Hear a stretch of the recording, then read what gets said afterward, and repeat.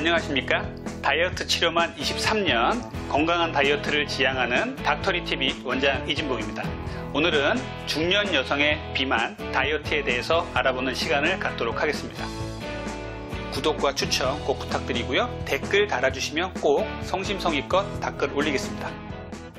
자, 우리가 청소년들과 20, 30대 젊은 층의 비만은 주로 에너지 과잉 섭취와 활동량 부족으로 생기는 것이 보통입니다. 하지만 중년 여성의 비만은 조금 더 다른 특징을 갖고 있기 때문에 이 부분에 대해서 먼저 알아보겠습니다. 첫 번째는요, 여성 호르몬의 감소입니다. 잘 아시다시피 중년 이후가 되시면 여성 호르몬이 점점 줄다가 45세, 50세 정도 되시면은 이제 폐경이 오게 되는데요. 이 비만을 억제하던 여성 호르몬이 분비되지 않으면서 또 감소하게 되면서 갑자기 체중이 자꾸 불어나는 원인이 되겠습니다. 두 번째는요, 성장 호르몬의 감소입니다.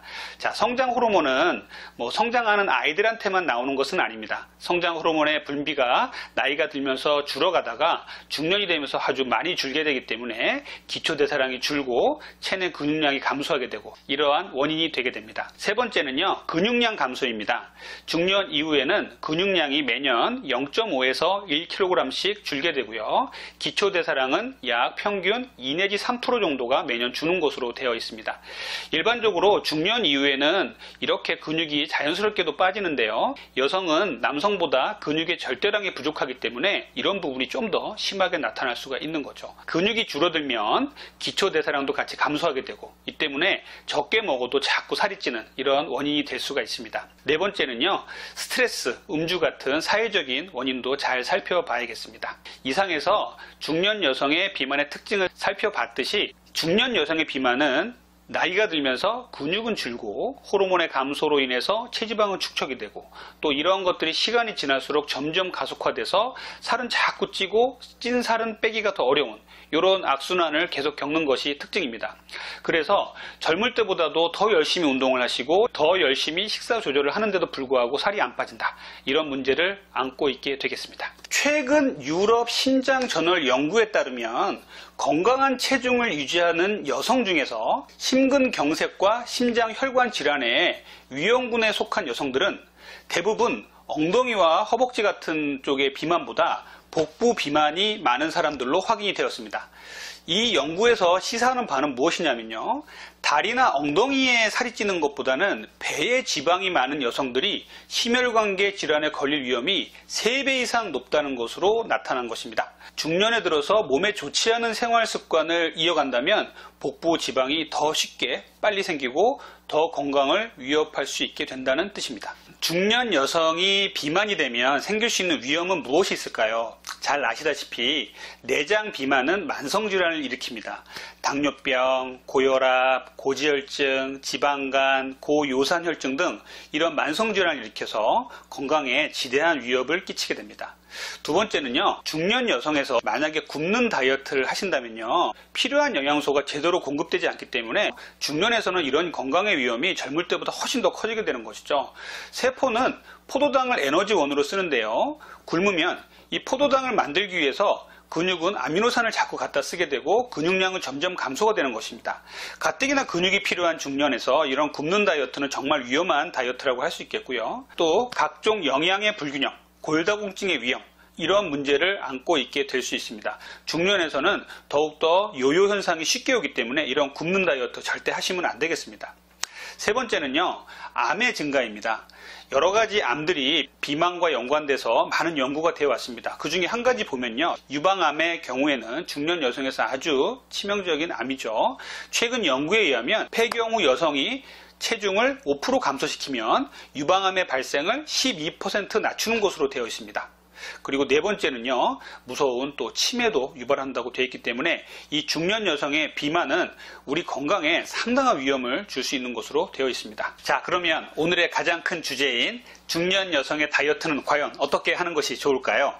자, 노화가 진행되는 중년의 경우에는 잘못된 방법으로 다이어트를 하거나 기초 체력이 부족한데 본인의 본인의 체력을 과신하고 무리한 운동을 한다든지 하다가 부상을 입거나 오히려 건강을 해치는 경우가 상당히 많습니다. 그래서 이 중년 여성의 다이어트 어떻게 해야 되는지 하나하나 살펴보겠습니다.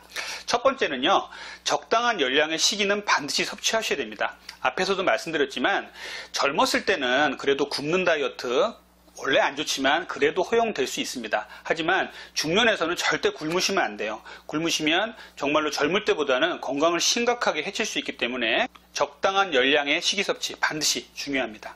두 번째는요, 목표를 젊을 때처럼 너무 무리하게 세우지 마세요. 너무 목표를 무리하게 세우시면요, 포기하시게 되고요, 또 건강에 많은 영향을 미치게 될 수가 있습니다. 나의 몸을 젊었을 때처럼 생각하시다가는 건강을 해칠 수 있기 때문에 한 달에 약 1 내지 2kg 정도 빼신다 생각하시고 꾸준히 다이어트를 한다, 이렇게 건강한 다이어트를 한다고 생각하시면 좋겠습니다. 세 번째는 운동입니다. 중년 여성에서 운동은 매우 중요한데요. 하루에 30분 정도씩 일주일에 5회 이상은 꼭 하시는 게 좋고요. 질병이 있다면 운동 강도와 시기를 의사 선생님과 상의하셔서 하실 것을 권장을 해드립니다. 뱃살을 빼려면요, 유산소 운동과 근력 운동을 적절한 비율로 이루어야 되는데요. 내장 비만을 빼는 데는 물론 유산소 운동이 유리합니다. 그리고 이후에 그 복부에 지방이 붙어 있지 않도록 하려면 근육을 좀 채워 넣으셔야 돼요. 이때 근육을 키우셔야 기초대사량도 높아지는 효과까지 기대를 할 수가 있겠습니다.